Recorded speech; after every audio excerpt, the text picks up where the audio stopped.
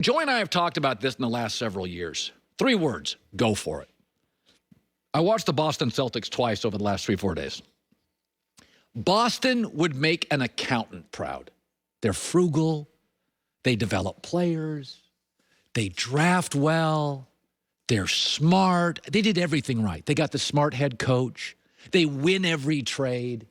And I watched them yesterday blow a lead to a very average team, the New Orleans Pelicans. And my takeaway is, this morning the Celtics are 6th in the East.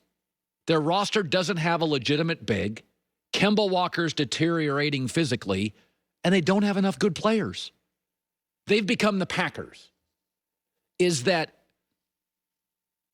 frugal, put their money away, pay off their house. But go look at the last 5 NBA champs. I'll read them for you.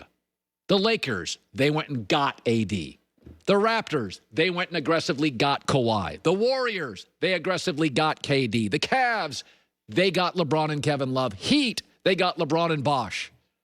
That's your last 5. Okay, the Celtics were in the James Harden sweepstakes this offseason. Do you know what Danny Ainge said? The price is a little too high.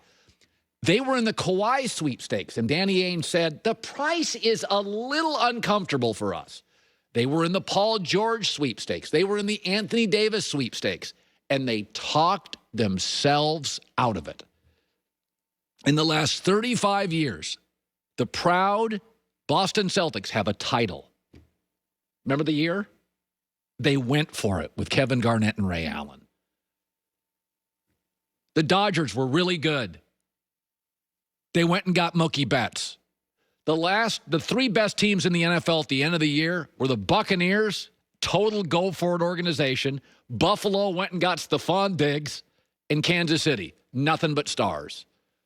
I know other GMs look at the Celtics and go, oh, they're so frugal and they develop and they accumulate draft picks. They're just not that good.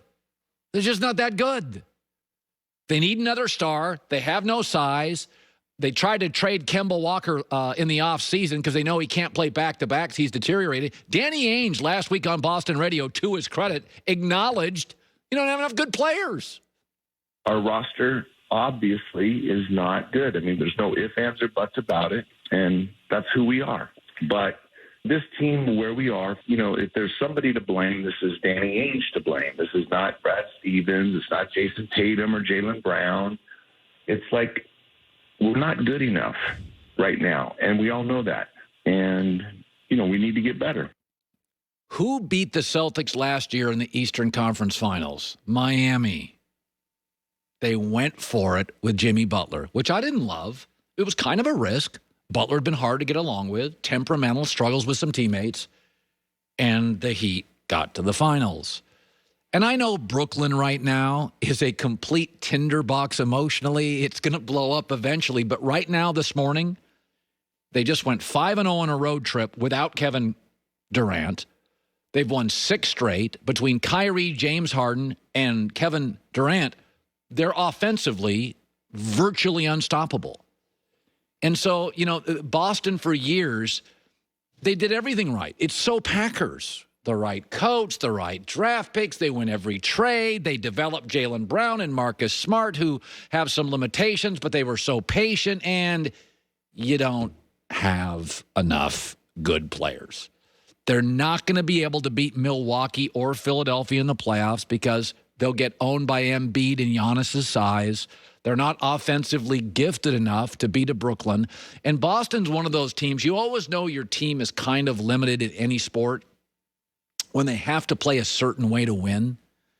Like if this team doesn't play exactly how it's scripted, they always say baking is just following directions. Cooking is kind of artistry. It's making it up as you go. The Celtics are in the baking category. You have to follow the directions of Brad Stevens perfectly or they can't win. And in the end, congratulations on being patient, saving money, being frugal, and winning trades. It's not that good of a basketball team. You don't have enough good players. Brooklyn in an hour is suddenly better. All right.